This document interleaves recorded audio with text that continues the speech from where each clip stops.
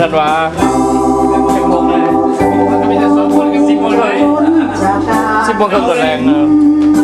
กำลังกินข้าวกันอยู่บ้านบริเย่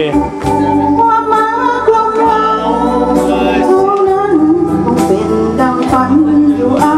จริงสมดังทวินฝันไฟในโลกนี้มีห้องสองคน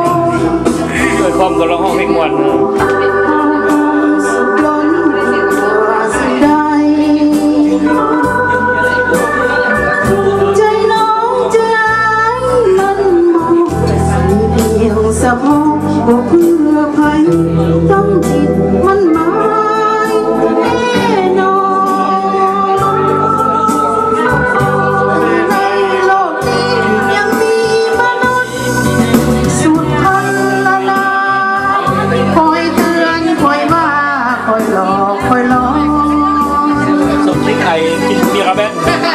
อยู่ใส่มีฮักอยู่หันมีทุกข์สุดแสนอาภรณ์